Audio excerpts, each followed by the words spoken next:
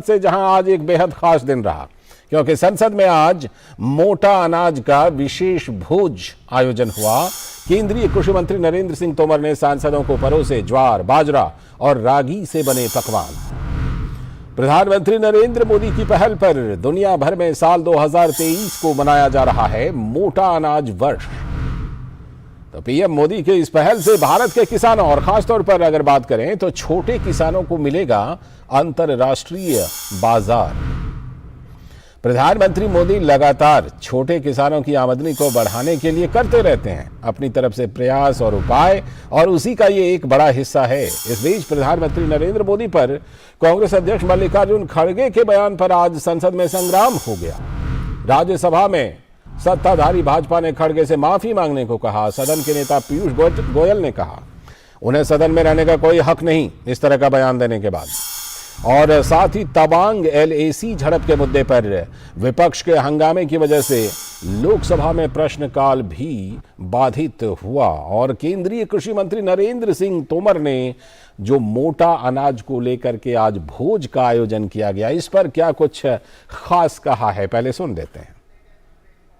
संसद भवन में मोटे अनाज की प्रदर्शनी लगाई गई है। बाजरे का केक काटकर कृषि मंत्री नरेंद्र सिंह तोमर ने प्रदर्शनी का शुभारंभ किया है। हमारे साथ नरेंद्र सिंह तोमर स्वयं मौजूद हैं। क्या सर, क्या संदेश है ये जो मिलेट्स वर्ष 2023, क्या मैसेज है? मिलेट्स हमारा परंपरागत अनाज है जो भारत में आरंभ से ही उत्पादित होता है। इसमें पोषक तत्वों की मात्रा अधिक है, लेकिन धीरे धीरे भोजन की थाली में मिलेट्स का स्थान कम होता जा रहा है। आज हम खाद्यान्न की दृष्टि से आत्मनिर्भर हैं और सरप्लस भी हैं। बागवानी हो, दुग्ध उत्पादन हो, सभी दृष्टियों से भारत काफ़ी आगे काम कर रहा है।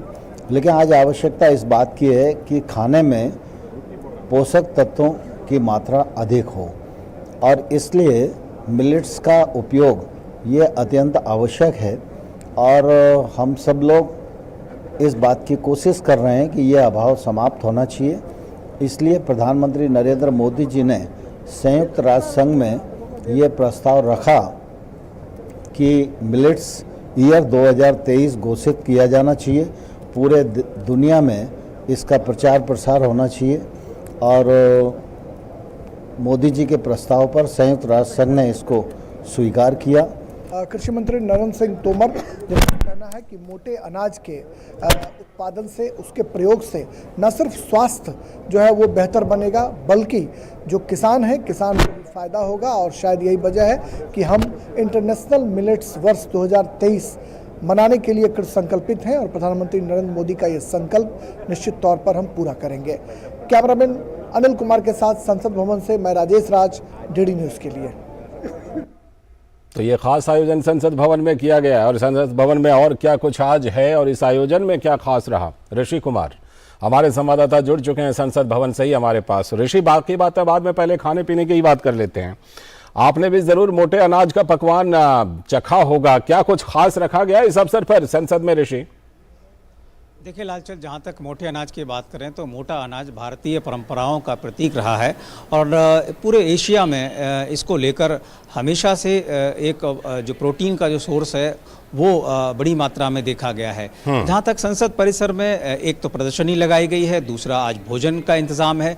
तो ये जो पूरे के पूरे जो प्रयास हैं सरकार की तरफ से, क्योंकि हम जानते हैं कि संयुक्त राष्ट्र संघ ने 2023 को अंतर्राष्ट्रीय मिलेट वर्ष के रूप में स्वीकार किया है, और ये जो अवसर है ये भारत के लिए और पूरे एशिया के लिए, पूरी दुनिया में एक ऐसा पैगाम होगा जिसके जरिए जो आम इंसान है उसको बहुत सस्ती और आसान तरीकों से जो पोषक तत्व हैं वो प्राप्त होने के लिए जो जरिया है, वो जो बहुत ज़्यादा पारंपरिक रहा है अगर हम बात करें कि भारत में तो ये बहुत प्राचीन सभ्यताओं में भी इसका जिक्र होता है कि किस तरीके से भारत में मोटे अनाज का उपयोग होता था।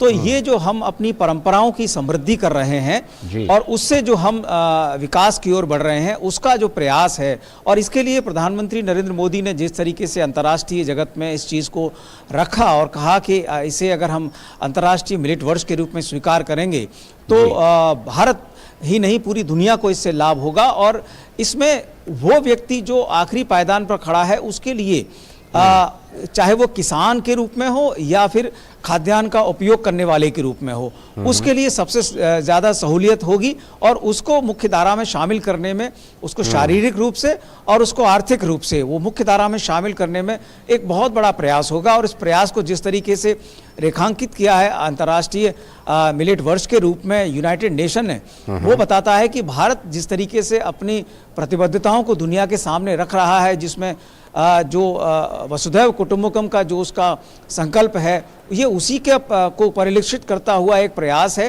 जो कि पूरी दुनिया इसको स्वीकार कर रही है। और संसद ने आज इसको जिस तरीके से एक एग्जीबिशन के माध्यम से कृषि मंत्री ने उसको रखा, साथ ही साथ जो भोजन है वो तो हम जानते ही हैं, क्योंकि अंत इसका भोजन के रूप में ही होना है और भोजन जितना स्वादिष्ट होगा उतना ही जो सफलताएं हैं वो और आगे बढ़ेंगे। चलिए अब थोड़ी कामकाज की बात कर लेते हैं।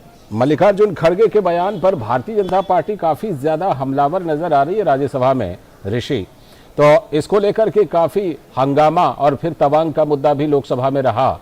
क्या मल्लिकार्जुन खड़गे के बयान पर भारतीय जनता पार्टी कांग्रेस को बैकफुट पर धकेलना चाहती है? क्या कुछ मामला सुलझता हुआ लग रहा है?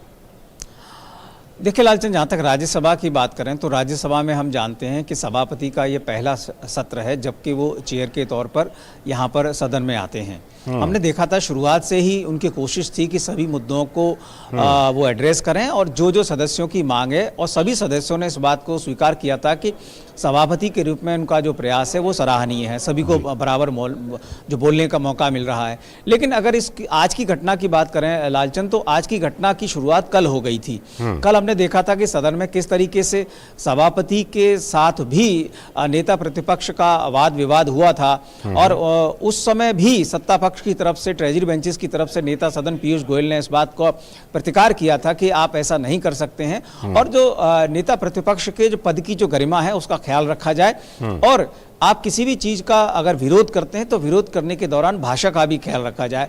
और कल की जो परिणति ये रही थी कि कल उन्होंने वॉकआउट किया था, और उसी को आज विपक्ष ने एक बार फिर से जब आगे बढ़ाया और उन्होंने प्रधानमंत्री पर इसको उनके ऊपर बयान दिया, तो इसको लेकर जाहिर है कि सत्ता पक्ष के सामने जिस तरीके से जो परिस्थितियां बनी हैं, अब विपक्ष को के जो मुद्दे हैं और जो उनकी मंशा है उसको एक्सपोज करने के अलावा उनके पास कोई विकल्प नहीं है। जी। क्योंकि कोशिश अब तक ये की जा रही थी कि सब कुछ सामान्य रूप से शांतिपूर्ण चले, और लेकिन इसमें जो गतिरोध की जो शुरुआत जो कल से हुई है मुझे लगता है कि उसी के रूप में आज उसका ये पटाक्षेप हुआ है। जी बिल्कुल। चलिए बहुत बहुत शुक्रिया ऋषि, पार्लियामेंट से, संसद से अपडेट देने के लिए। आगे भी हम आपसे बात करते रहेंगे और अपडेट लेते रहेंगे। फिलहाल बहुत बहुत शुक्रिया। और अब वक्त आ गया एक ब्रेक का, और ब्रेक के बाद जब लौटेंगे तब हम करने वाले आज की खास चर्चा कि जो फेक न्यूज फैलाने वाले यूट्यूब चैनल हैं उनके झूठ का पर्दाफाश किया गया है PIV फैक्ट चेकर के द्वारा, और उन पर कार्रवाई भी हुई है। करेंगे इस पर चर्चा, देखते रहिए DD न्यूज।